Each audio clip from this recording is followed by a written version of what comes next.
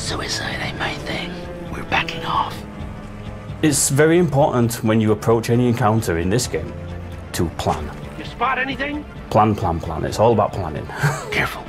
They're all over the place, and we can't find them all at once.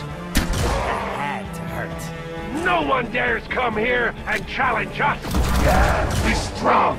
We got metal giant! Neutralize all mutant intruders.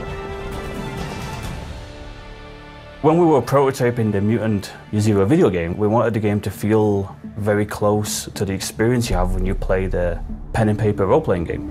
And that's when we landed on the real-time and tactical approach. The tactical approach is our version of the pen and paper rolling the dice, and the real-time is our version of you exploring ruins and look for items that you can use. Then you may come across an enemy encounter, and you'll fight some people. The air stinks like mutants. Not just any mutants, stalkers. A typical encounter is that you will approach a group of enemies, then you will usually sneak around for a bit.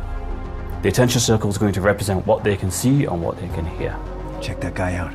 You see him? Head like an infected mushroom. He's one of the Nova sect. Stealth in our game is about intel gathering.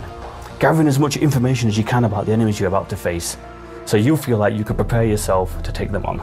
Hear my voice within your heads. And then once you know what kind of enemies are here, then you'll probably look at your mutation loadout and make sure that you've got the most optimal mutations equipped.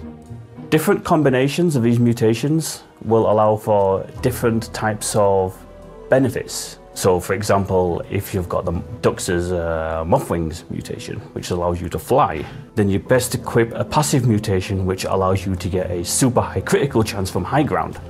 That's the perfect combination. So now I can get high whenever I want and get really high crit bonuses because of my second passive mutation.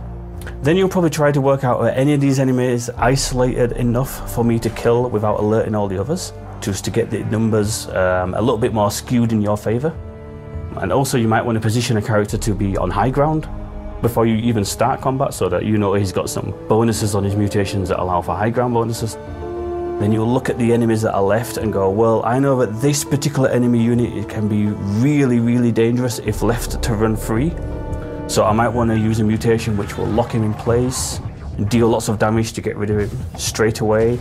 Or maybe this other enemy unit, if they get a turn, they'll call for extra help, and I'm not really equipped to deal with extra numbers right now, so I need to take that one down first. So it becomes a case of studying the playfield and figuring out your strategy before you press your ambush button.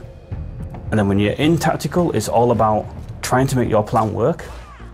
And if it doesn't work, then thinking on your feet and trying not to use up all your grenades because they're quite expensive to buy, and try not to take too much damage because medpicks are also quite expensive to get yourself health back. So it's a game which emphasizes planning more than most games.